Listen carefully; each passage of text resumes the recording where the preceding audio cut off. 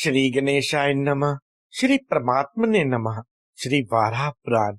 ओम नमो भगवते वासुदेवाय। भगवान वाराह के प्रति पृथ्वी का प्रश्न और भगवान के उदर में विश्व ब्रह्मांड का दर्शन कर भयभीत हुई पृथ्वी द्वारा उनकी स्तुति।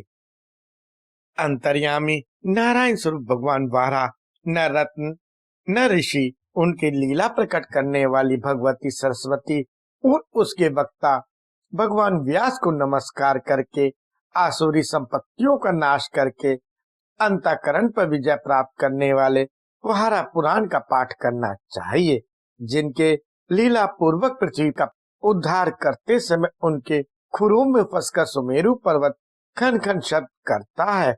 उन भगवान वाराह को नमस्कार है, जिन अनंत रूप भगवान विष्णु वाराह ने प्राचीन काल में समुद्रों से घिरी वन पर्वत एवं नदियों से पृथ्वी को अत्यंत विशाल शरीर के द्वारा अपनी दाढ़ के अग्रभाग पर मिट्टी के छोटे से ढेले की भांति उठा लिया था।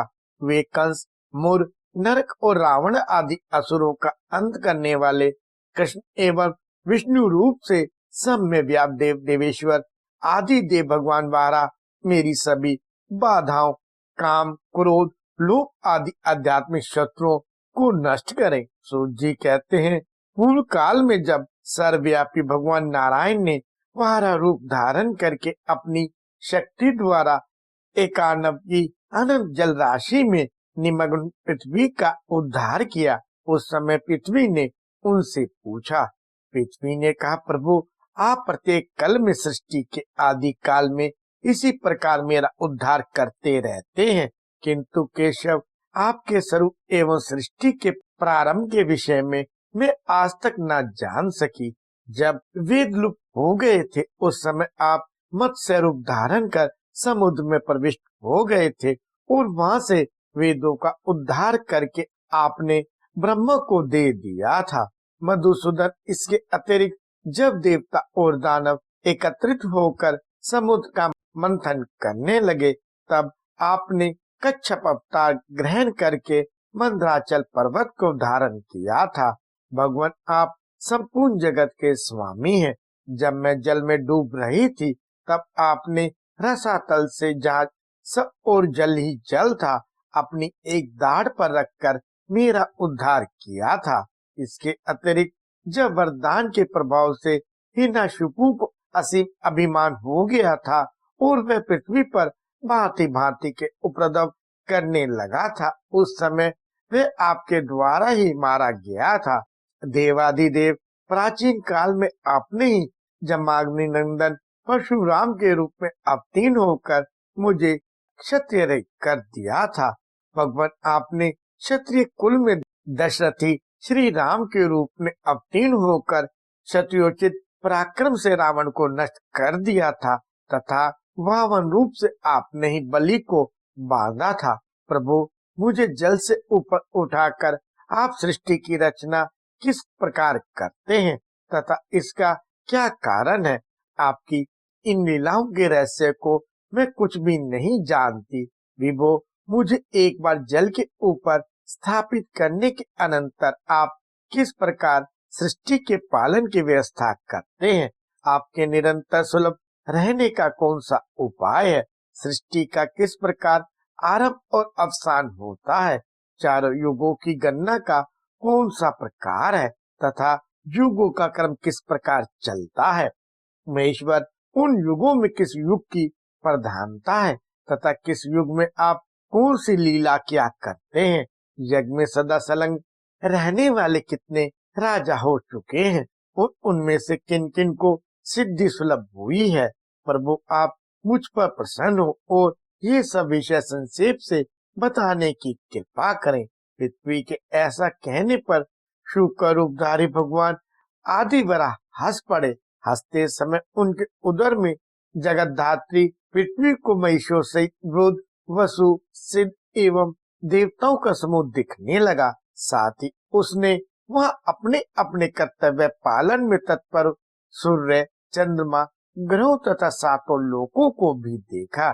यह सब देखते ही भय एवं विस्मय से पृथ्वी के सभी अंग कांपने लगे।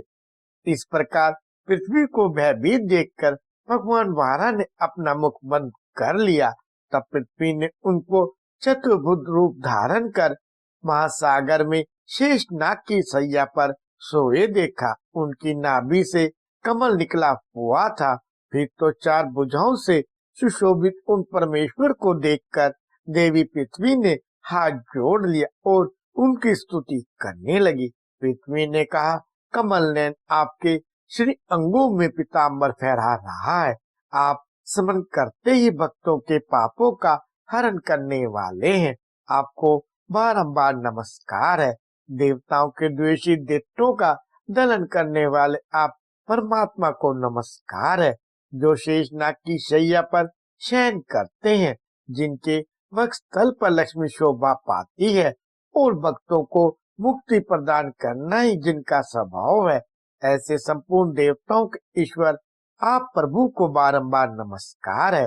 प्रभु आपके हाथ में खड़ग, चक्र और शांग धनुष शोभा पाते हैं। आप पर जन्म और मृत्यु का प्रभाव नहीं पड़ता तथा आपके नाभि कमल पर ब्रह्मा का प्रकाट्य हुआ है। ऐसे आप प्रभु के लिए बारंबार नमस्कार है, जिनके अधर और कर कमल लाल विद्युत मणि के समान सुशोभित होते हैं। उन जगदीश्वर के लिए नमस्कार है। प्रभु मैं निरुपाय नारी आपकी शरण में आई हूँ, मेरी रक्षा करने की कृपा करें।